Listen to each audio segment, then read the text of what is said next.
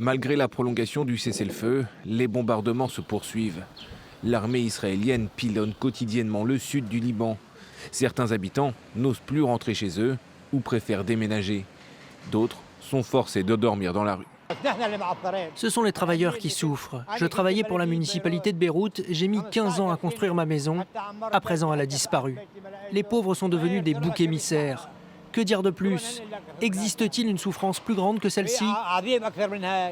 La souffrance infligée à des pauvres comme nous? À Marchouk, au nord de Tyr, les frappes ont provoqué l'effondrement des 2 derniers étages de cet immeuble et endommagé plusieurs bâtiments, dont une mosquée. Voici la mosquée Al-Wahda et la clinique Khomeini. Rien que ça, tous les magasins ici ont été endommagés.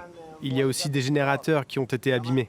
L'armée israélienne divisait des cibles du Hezbollah dans plusieurs localités au-delà de la ligne jaune, zone d'une dizaine de kilomètres contrôlée par ses soldats pour protéger les populations du nord d'Israël.